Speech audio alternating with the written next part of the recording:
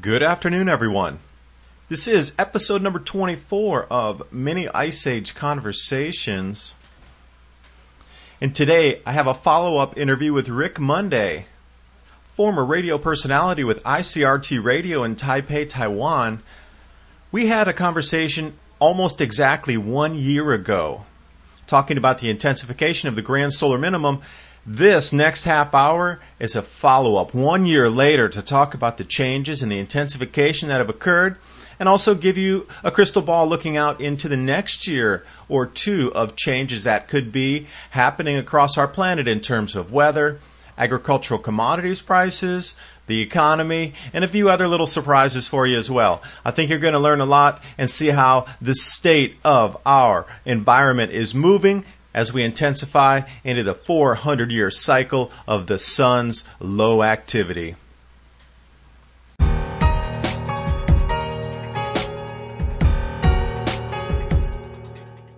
David Dubine is producer of Adapt 2030, Mini Ice Age 2015 to 2035 channel on YouTube. He's also the host of Mini Ice Age Conversations podcast on iTunes, Stitcher Radio, and SoundCloud.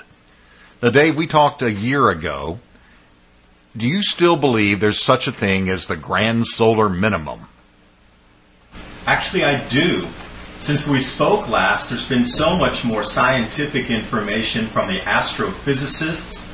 There was a new report released just 2 days ago showing the intensity and how quickly we're going to descend into the grand solar minimum. That was from Zarkov, Shepard, and Zarkova. We are absolutely going to descend much faster than they descended into the Maunder minimum in the 1600s. We're going to have to go back into the late 1400s to find something that will be the same intensity that we're about to repeat. But instead of spending 20 to 30 years slowly coming into this mini ice age, it's going to hit us in 2 years. It's going to be that abrupt, that swift of an intensity change, pegging to the compression of our atmosphere coming up late August of this year, 2017. You're going to start to see our atmosphere, our environment conditions come unwound, literally come unwound with, wow, I can't believe there's that much lightning. Look at those massive feet-deep floods, not feet deep, but 10 feet deep floods coming through. Snowstorms that'll drop 20 feet of snow in a time. This is going to be the new normal starting right now. Now, we're recording this on May the 19th, 2017. Last year, you said that there's going to be more clouds caused by cosmic rays. There's going to be more snow, more rain around the world. And again, this is happening by cosmic rays. This is completely separate from the greenhouse effect. Correct. Now, the greenhouse effect and the cosmic ray effect are the exact same end result. So when people are talking about global warming and evaporation from the oceans, warmer surface temperatures causing more evaporation, which create more clouds, well, the end result is more clouds, which can also be explained by cosmic ray increases when our magnetosphere weakens because of the solar output going into what's called the cold sun. So we should be able to look at a news channel, CNN, Fox News, BBC, and see the weather reports of more snow, more rain around the world. What proof do you have that you've seen just from watching the news? Well, just even in the last, say, 6 weeks, all-time record snowpack in California approaching 60 feet or more this last winter, which will allow summer skiing all the way through the season. They're going to keep the ski resorts open all through the summer. Record floods down South America, everywhere from Colombia to Peru. Record rains across the deserts of the world. Deserts across this planet are blooming because of record rainfall. Record rainfall across the Middle East. Record floods through Eastern Europe. Record floods through Central Asia. So much water, it turned China into an inland sea for a couple of weeks. The rain amounts are absolutely going off the charts here. Australia record floods as well. So you can see this if you look in the news. They put it on for just a couple seconds. It's a by-note in the rest of the world's Syrian invasion or what else might be going on. But the information's there if you look for it, and that'll be the proof that you're looking for. I've done videos on almost every one of these topics you're talking about right now. All right, those are linked to at the bottom of this. These weather and climate changes are going to mean crop losses and food price risings. So as we stand today on the 19th of May, 2017, how stable is the food growing season around the world? Well, just last week, they had the latest blizzard ever recorded in the United States that took away 40% of the wheat crop of the U.S. in a single storm. They lost 200,000 plus acres of rice in Arkansas. They lost 70% of the fruit in the EU and the vegetables as well. There was so much rain in California they can't even plant vegetables, especially there's lettuce losses. A lot of the fruit along the east coast of the United States has also been ruined when the flowers had bloomed due to a warm spring, but then the Arctic vortex rolled back down on all the plants again. And I think the minimum losses are 60% of all the fruit and orchards, trees, berries, etc. across the United States. So we're starting to see this everywhere. Out-of-season snows and floods in Australia. New Zealand, with its second subtropical typhoon this year, they get one in maybe 50 to 75 years, but they've had two this year alone. So there's all these things that are starting to add up. And if you're looking for the mini ice age indicators, this is exactly what I was looking for, specifically the first major crop losses on a continental scale. The price of wheat rose to all-time record limit stops during this storm, and cattle trading as well hit limit up stops 3 days in a row, and then they also just hit limit up stop trading on cotton pricing. The food price rises are at least 30% more, and everybody that keeps writing me back on my channel is saying, yeah, you're right, there's shortages here, the potato crisis in Japan, $12 bags of potato chips. Something that cost you $2 last year is now $8 for fruit in the United States. Same in Europe. It's happening everywhere. David Dubine's been studying what he calls a grand solar minimum, and today he's saying that's going to bring about a mini ice age. And not just you, I guess scientists are also calling it the grand solar minimum, and it's going to bring about a mini ice age. Now, Dave, that's big news. It's going to affect food prices and the lifestyle of people around the world. Why aren't governments warning their citizens about what's going to happen? There are some governments, Russia, Pakistan, and when they do come out with these warnings, everybody laughs them off and go, oh, it's just Pakistan, oh, it's just Russia, well, what are they talking about? But you have to think, to keep the continuity of government and the continuity of society together, if you look back in history, every time one of these events comes, it absolutely changed dynasties, emperors, kingdoms. It has a huge effect on food production, which is the main thing that people need to stay alive. You can stop driving your car and you can take public transportation. That's going to affect you and make it a nuisance for your life. Higher prices for delivery are going to add on costs in the supermarket. That doesn't affect 100% of the people. It does to a point of the delivery costs. But when it comes down to every single human being on the planet be affected by the food price rises, and we're not talking about a 5 or a 10, 20% rise. We're talking like double, triple, 5 times the pricing if available in the future. So let me go back and describe to you what happened during the Kansas blizzard just a week and a half ago. During that time, if there's so much world stock and surplus, how did the world price of wheat rise 8% in a single day because of a single storm coming across Kansas, Nebraska, and Oklahoma and wiping out part of the wheat crop? It wasn't really part, it was 40% plus, and they're still assessing the damage. But you're telling me one storm in the United States raised the entire world's wheat price 8%. What's going to happen next year when it intensifies?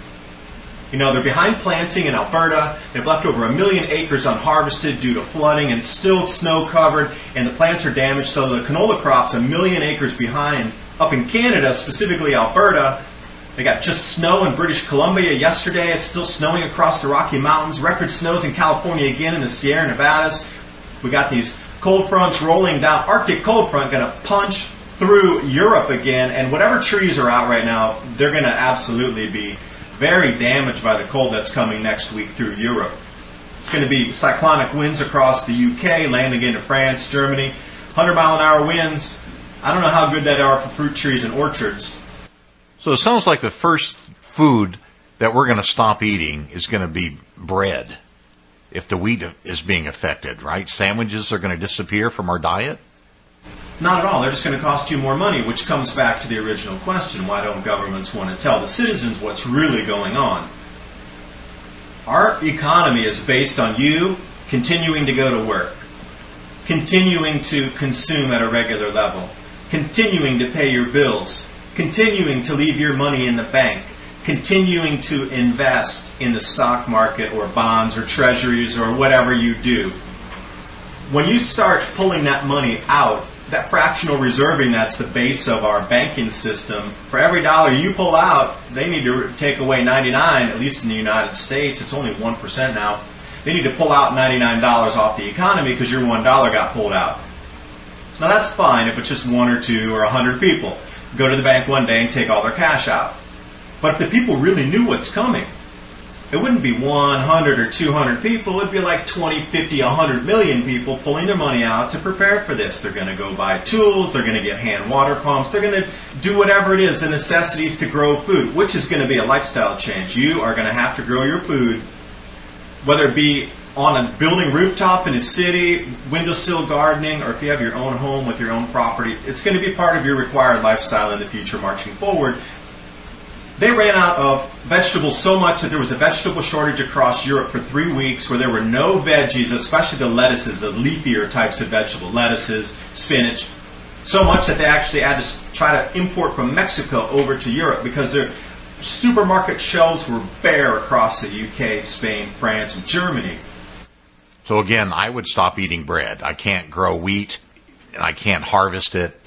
Just sandwiches would just disappear from my diet. So I guess rice and noodles also will disappear from future diets for the normal person. All right, if you have a lot of money, you can still pay those increased prices, but I don't know if I want to put 50% of my income into eating wheat-based foods.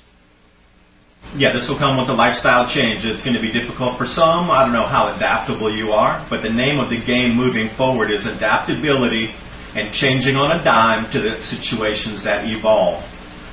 So what about this? Rick, I'm going to ask you the substitution question myself. If you can't get the wheat, it's too expensive, wheat-based products, what other crops or what other types of food would you switch to? What would you substitute in your diet? That's a personal question. I mean, if you're not going to eat wheat and you're not going to eat rice, you're going to have to substitute something else for a carbohydrate or some protein base. So what are you going to switch to? Or just to fill up? Well, you would probably have to be the bulkier vegetables such as broccoli or okra, things that have apples, things that have the most fiber in them, I'm thinking. We're going to have a change in people's appearance. I think we're going to have a thinner population in the future. They're not going to be eating as much, junk food. They're going to be eating food for survival. Yeah, I agree. If we look back in history when it comes back, especially the Maunder minimum, which is the most famous and the most documented grand solar minimum, which occurred in, had heavily written reports in Europe specifically because it was in the 1600s. In the United States, they just landed on the East Coast. Thanksgiving was all based on this, where the Native Americans had helped them through this rough winter that almost decimated the settlers that went over there, because they went and landed in a cold area during a grand solar minimum and were almost completely wiped out along with the native population, which was struggling to stay alive at that point. Warmer areas, say 20 degrees, 25 degrees north latitude, down to the equator, south or north, whatever it is, and that band will be very little affected. That's where the new breadbaskets are going to emerge from. Where at? Where's the new breadbaskets going to emerge? Myanmar, Indonesia. Okay. Sahel in Africa. That place is turning more green with all the increased rainfall. That's why the Chinese are building rail lines way out into the desert. They see the same thing. They have 3,000 to 5,000 years of written records of their explorers and also what the climatic conditions were as well before Zheng He went out there and got the exploration going. What about the traders on the Silk Road? All right, there's a lot of written records on climatic conditions through the thousands of years. So they know that it gets green in this desert when the weather changes and it's a drought in Beijing or a drought in Heilongjiang. Well, it's going to be lush and green in Central Asia because the weather pattern shifted. Tibet's going to be more rain as well. Oh, yeah, we've seen the floods in Tibet, which is strange. As we record this, we are May the 19th, 2017. How soon do you see big changes in our weather pattern? Well, we're starting to see that right now. It's not when it will, it's happening as we speak. And one of the triggers I was looking for was the first continental loss of a globally traded commodity crop. And that would be the wheat loss that we just incurred. Literally, 8% rise in a couple of days on one single storm. Now, this is going to intensify. The numbers from Canada aren't out yet, but they're not looking good. Even the Wheat Association and the canola growers are talking about how horrendous the conditions are for planting. And also these massive floods across Missouri, etc., through the United States have just delayed planting. If they do get a crop in the ground, it's going to come up and be tinier. And then if we do a repeat of the modern minimum when these onset of winter comes a month and a half earlier, they're not going to get a crop. This is the same thing in Europe that's happening too. These new cold fronts that just decimated everything these last month and a half, they're trying to replant. Now, will they have time, and when will the cold fronts come back again? South America, they've just been flood after flood after flood. And Brazil, currently, they lost 60% of their coffee crop. Taking a look also at their corn and Argentinian wheat, dumped 9 inches of rain on the wheat crop when they're trying to harvest right now. So the rosy pictures for all these forecast harvests around the planet suddenly are being decreased and pulled back, not by tons, but millions and millions and millions of tons. Just as forecasts that came out and the tally of durum wheat from Canada just 2 days ago, and I think it was the 16th or 15th, they pulled back the durum wheat 1.1 million tons production. That's actually in the silos. They just couldn't harvest it. It's stranded in the field, rotting right now. So we're looking at a decrease in the Earth's population. That'll be one of the effects as well. There's a lot of opportunity, but when you're talking about the weather effects, when is this going to happen? It's happening right now, but it's at a fluffy, very light stage, if you will. And we talk about intensity ramp up.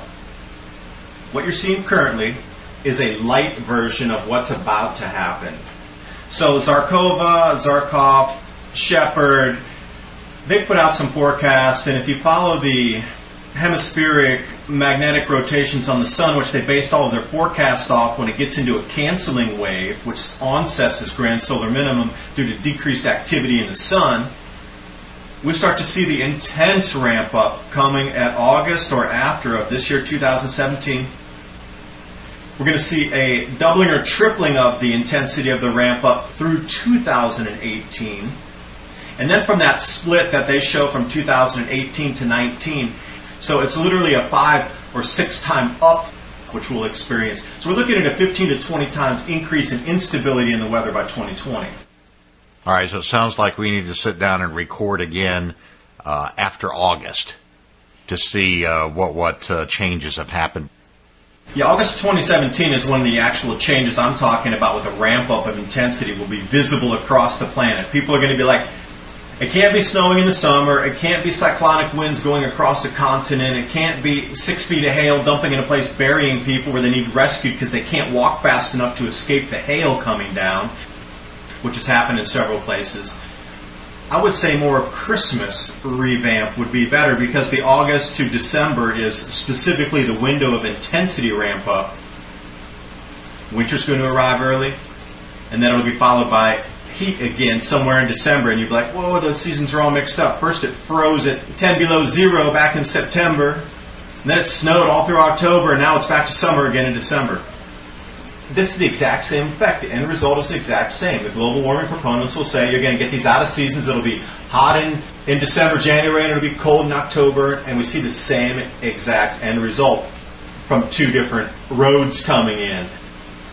I'm still saying galactic cosmic rays because they're forecasting a 19% increase of GCRs coming over this next solar cycle.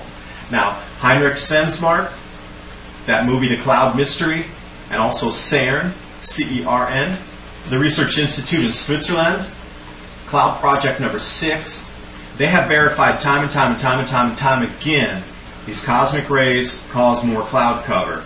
Now this cloud cover is going to be around 15,000 to 18,500 feet.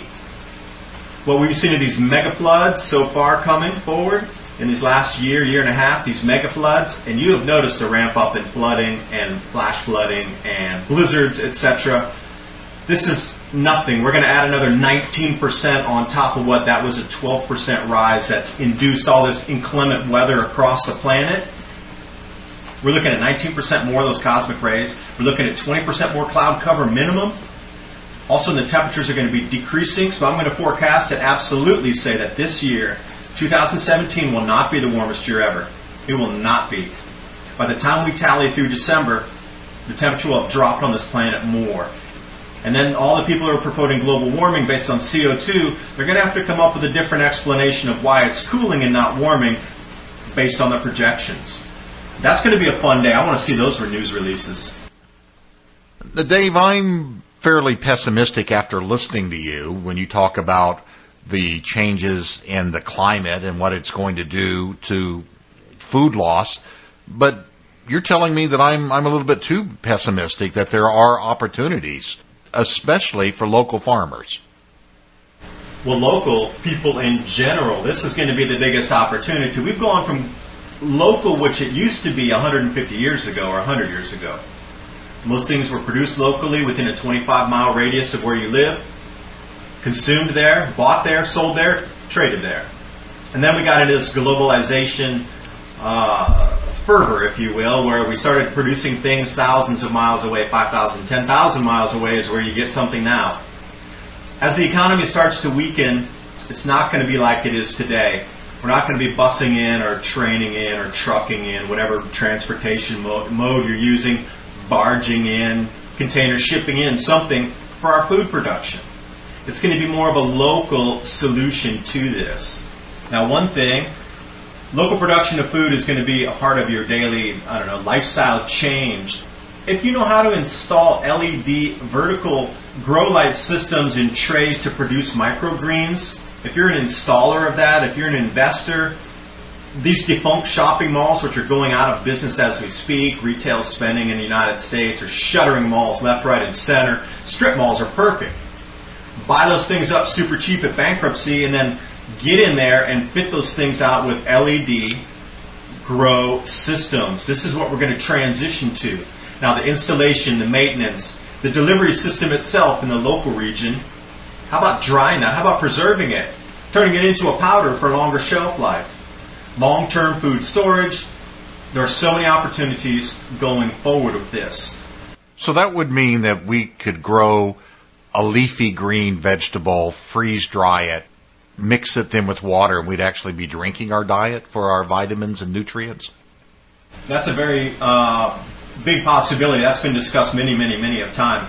Because powderized substances can be transported and packed more efficiently than fresh greens. I mean, you take a pound of, let's say, kale. Okay, when it's fresh, you can dehydrate that all the way down. Or if you're talking a kilogram, you can dry it down to 100 grams, turn it into a powder, and then suddenly you're using 1/10 of the space for delivery.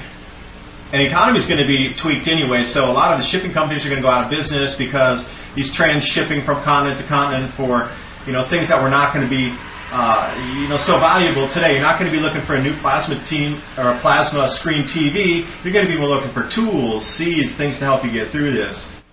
Well, what are some of the hardiest crops, something that will be able to survive a change in climate?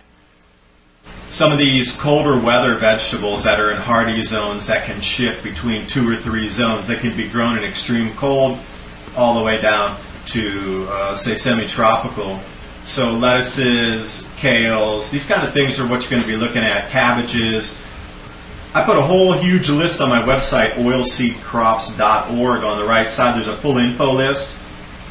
How about the wilds? Don't forget about the wilds. This is something that is so overlooked. The wild vegetation is a food source, a vitamin source, and a nutrient source that most people have forgotten. What is a wild vegetation? What's an example of that? Nettles. Those are incredibly high in vitamin C. Morning glory leaves. Any types of these things. They're free. You have a free supermarket out in nature if you just know how to look at it. How about mango leaves for those in the tropics? Those really nice, tender mango leaves. People eat so many things that we overlook and go, oh, I wouldn't touch that, because your grandparents didn't teach you, or they forgot to teach you what is edible from the forest. It might be to the point where you could go out and harvest everything you need for your nutrient source. Like the Native American Indians, they wouldn't actually plant these things. What they would do is, where something was naturally growing, they would clear out the bush or the vegetation to allow that natural spot to be larger for that plant species already growing there, because it chose that spot to grow. So apparently the accounts of the early persons who were trying to settle there were hundreds and hundreds and hundreds of square miles of literally just walk-through pick forests that were gardens for the Native Americans, and they had taken hundreds of years and hundreds of generations to put it in such a state where the blueberry plants grew there. They would just clear away the other vegetation to allow the blueberries to actually spread themselves. If the nettles grew there, great. That was their vegetable source for vitamin C. If this grew there, XYZ grew there, that's what they did. They spread out nature so those things could naturally get a stronger foothold. So meat's going to be very expensive. The world is naturally going to be turning more vegetarian. Correct. As cattle feed gets more expensive, I believe one of the first things to go would be beef production. That'll be one of the first things. And I know it's a huge cornerstone of the economy in the United States, Texas, all these feedlots, feed houses. But this is going to be, if you're going to go short on something, first of all, the beef prices are going to skyrocket. So not going short on that, but in the future, as the grains get too expensive to get into that whole feed loop of the chain, probably another 2 to 3 years from now, the cattle production will be so low because the grain that would be used to feed cattle is going to be diverted to feed humans. So they'll be like, no. You're not going to spend and let a year's worth of crop that could feed 12 people go to feed one cow. And that's the averages. To raise one cow, it takes the amount of corn that could feed 12 human beings for an entire year to raise one cow. And then that also will mean that people are going to be moving towards the coast because they're going to be dependent more on fish or seaweed that's grown in the oceans. You're not going to want to live in the middle of the United States, are you? Away from plant life that's grown in the ocean. Yeah, or that, or you're going to be needing to live right near rail lines. I see, and a lot of people have been talking about the resurgence of the rail lines. Warren Buffett sold almost everything last year. What did he rebuy? He's the second largest holder of rail lines in the United States now. So they believe as these traditional systems of international shipping and trading go by the way by 2020 or so, with a massive correction in this, the valuation of what we consider valuable on our planet is about to take a hit. Things are going to go more local again. So just like specifically the United States and Europe, there's a lot of rail traffic. This will be the new thing. The new boom towns will be along the rail routes. And talking about opportunity, digital currency is going to take over when the stock market and the valuation of currencies across the planet. So what's in the flux? What's a digital currency? The most famous one you've probably heard of is Bitcoin. But there's also others that are following, like Ethereum Classic, Monero. Ethereum had a fork, and then it turned into Ethereum Classic and Ethereum. Now, when I first was looking at Ethereum, less than a year ago it was $15. Now it's at $105. Bitcoin, when I was also looking at it, was around $650. Now it's at $1,900, and that's today of May 19th, 2017. That's right. So it was when I looked at it this morning, it was $1,920. Those are huge gains. So the people who know what they know are slowly starting to move part of their holdings into these digital currencies because these will be preserved capital value. It's just a belief system anyway. I mean, almost all the economy is nothing more than your confidence in the system.